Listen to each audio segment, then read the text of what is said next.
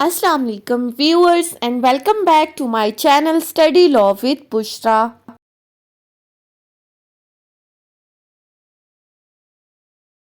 So we were discussing Civil Procedure Code 1908. We have discussed up till section 73. In this video we are going to discuss section 74.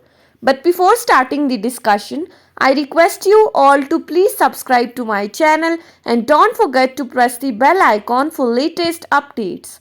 Do share this video with your friends and don't forget to comment your feedback. So let's move towards the discussion.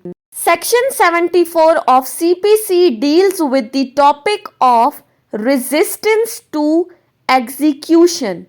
Resistance word resist से निकला है जिसका मतलब है रोकना। अब किस चीज से रोकना, किस चीज से रेजिस्ट करना? एग्जीक्यूशन से। किस चीज की एग्जीक्यूशन से? डिक्री की एग्जीक्यूशन से। कि जब कोर्ट ने कोई डिक्री पास की और उस डिक्री की एग्जीक्यूशन से अगर कोई बंदा रेजिस्ट कर रहा है तो उसका क्या अंजाम होगा।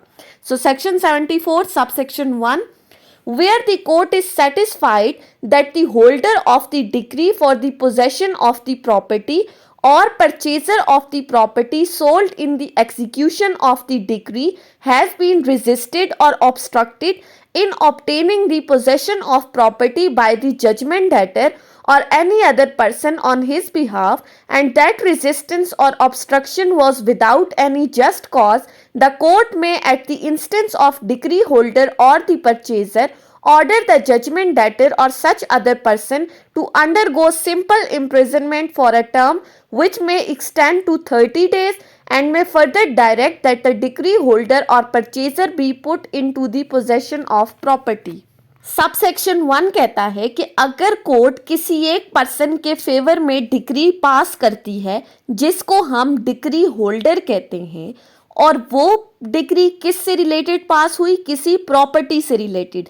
ऐसी प्रॉपर्टी जिसके ऊपर किसी तरह का कोई डिस्प्यूट था। जजमेंट डेटर क्लेम कर रहा था कि ये मेरी प्रॉपर्टी है, डिक्री होल्डर क्लेम कर रहा था ये मेरी प्रॉपर्टी है। सूट फाइल होने के बाद जब केस का डिसीजन आया तो डिक्री होल्डर के फेवर में उस प्रॉपर्टी से रिलेटेड डिक्री पास हो गई।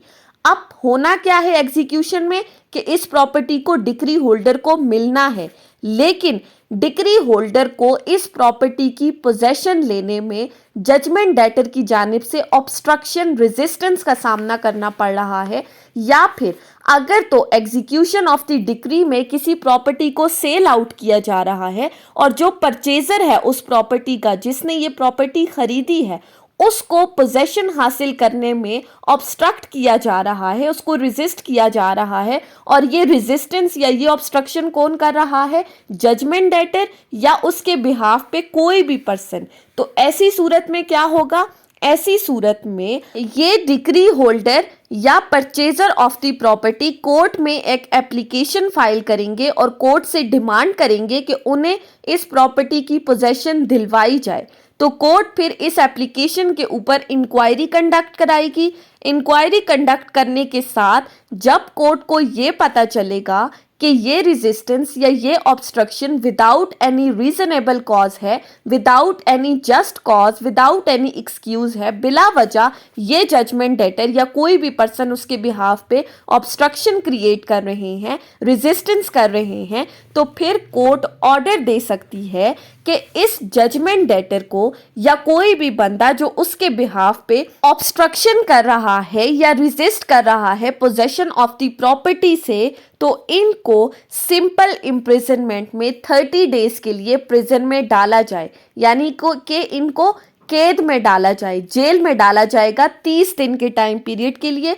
और साथ ही साथ कोर्ट डायरेक्शंस देगी, कोर्ट ऑर्डर पास करेगी कि इस डिक्री होल्डर को या इस परचेजर ऑफ द प्रॉपर्टी को इस प्रॉपर्टी का कब्जा वापस दिलवाया जाए जिस प्रॉपर्टी का कब्जा हासिल करने में ये जजमेंट डेटर या कोई भी दूसरा पर्सन इनके रास्ते में रुकावट डाल रहे थे। सो सबसेक्शन 1 इम्प्रिजनमेंट की बात की है। सबसेक्शन 2 की तरफ आ जाते हैं। Notwithstanding anything contained in subsection 1, where a judgment debtor or other person resists or obstructs the execution of the decree, the court may direct the officer in charge of police station within whose jurisdiction the judgment debtor or other person resides, or where the property to the decree relates is situated, to provide the necessary police assistance for the execution of the decree.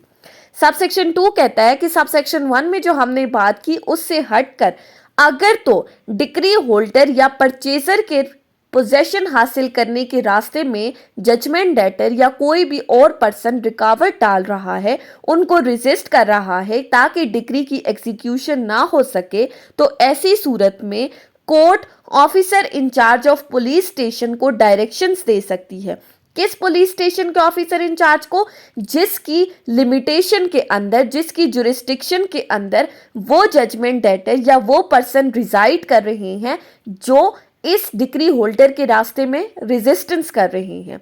सो ऐसे बंदे जो उस police station की jurisdiction में रह रहे हैं या जिस पुलिस स्टेशन की जुरिस्डिक्शन में वो प्रॉपर्टी लोकेटेड है, उस पुलिस स्टेशन के ऑफिसर इंचार्ज को डायरेक्शंस दे सकती है कि वो इस डिक्री को एग्जीक्यूट कराने के लिए जितनी पुलिस की असिस्टेंस जरूरी है वो पुलिस असिस्टेंस प्रोवाइड करें ताकि डिक्री होल्डर या परचेजर ऑफ द प्रॉपर्टी को प्रॉपर्टी की पोजेशन दिलवाई जा सके। सो सेक्शन 74 डिस्कस कर रहा था resistance in execution of the decree को। अगर कोई बंदा रेजिस्टेंस करेगा तो सिंपली उसे simple imprisonment for a period of 30 days prison में डाला जाएगा। So that was all about today's discussion on section 74 of CPC. I hope कि आपको ये लेक्चर समझ में आया होगा अगर आपने इस वीडियो को अटेंटिवली सुना है तो। अगर आपको ये वीडियो अच्छी लगी है तो इस वीडियो को लाइक करें, कमेंट करें और चैनल को ज़रूर सब्सक्राइब करें। Thank you so much for watching this video. Till then, अल्लाह हाफिज़।